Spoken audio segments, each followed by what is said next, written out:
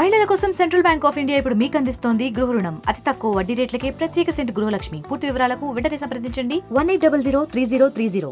మంచిర్యాలకు హైడ్రా చేరింది. మనం ఒకసారి విజువల్స్లో చూపెట్టచ్చు. అన్నయ్య అనే ఒక ఓనర్ బిల్డింగ్ను కూల్చేస్తున్న దృశ్యాలు మనం చూపెడుతున్నాం. ముఖ్యంగా పోలీసులు, అదేవిధంగా రెవెన్యూ అధికారులు, మున్సిపల్ అధికారుల సమన్వయంతో అక్రమంగా సర్వే నెంబర్ 42లో నిర్మాణం జరిగిన అక్రమ కట్టడాన్ని కూల్చేస్తున్న దృశ్యాలు చూపెట్టే ప్రయత్నం చూస్తున్నాం. అయితే భారీ జేసీబీ సాయం కావచ్చు, అదేవిధంగా జేసీబీ కావచ్చు, వాటితో కూల్చేస్తున్న విజువల్స్ మనం చూపెడుతున్న ప్రయత్నం అయితే చేస్తున్నాం. పూర్తి 5 అంతస్తుల భవనాన్ని గత 5 సంవత్సరాల క్రితమే నిర్మాణం జరిగింది. అప్పటికే చాలాసార్లు ఈ భవనంపై ఫిర్యాదు కూడా చేసిన పరిస్థితి అయితే కనబడింది. అయితే దీనికి పోలీసు భారీ పోలీసు బందోబస్తు కూడా ఏర్పాటు చేసిన పరిస్థితి అయితే కనబడింది.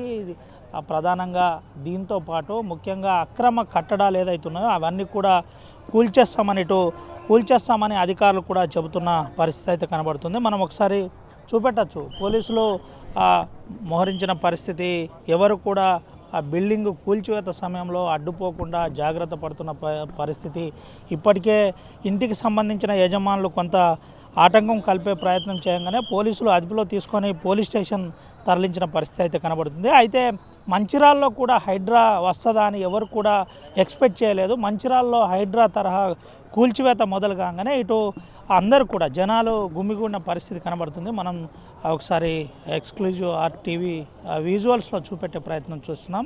ఆ కూల్చివేతను దగ్గరుండి ప్రజలు వీక్షిస్తున్న పరిస్థితి కూడా కనబడుతుంది. ఇటు స్థానికంగా ఉన్న 2 CIలతో పాటు ACP కూడా దీనికి మానిటరింగ్ చేస్తున్న పరిస్థితి. ఎవరు కూడా ఆటంకం కలిగించకుండా, ఎవరు కూడా ఎదురుపోకుండా పూర్తి స్థాయిలో కూల్చివేతకు ఇటు ఎటువంటి ఆటంకం కలగకుండా ప్రయత్నం అయితే చేస్తున్న పరిస్థితి అయితే కనబడుతుంది. మనము ప్రధానంగా మంచిర్యాలలో నిజంగానే నస్పూర్ మున్సిపల్ పరిధిలో ఈ కూల్చివేత జరుగుతుంది. కలెక్టరేట్ పోయే దారిలోనే 5 అంతస్తుల భవనం అక్రమంగా కట్టడాలు జరిగాయని 5 సంవత్సరాల నుండి దీనిపై చాలామంది నిరసన వ్యక్తం చేస్తున్న పరిస్థితి. ప్రజా ఫిర్యాదు విభాగంలో కూడా ఇటు ఫిర్యాదు చేసిన పరిస్థితి అయితే కనబడింది. ఇప్పటిదాకా అధికారులు స్పందించలేదని కొంతమంది ఆరోపిస్తున్న పరిస్థితి కూడా కనబడింది. అయితే ప్రధానంగా హైడ్రా తరహా ఈడ కూల్చివేత మొదలు కాగానే ఇది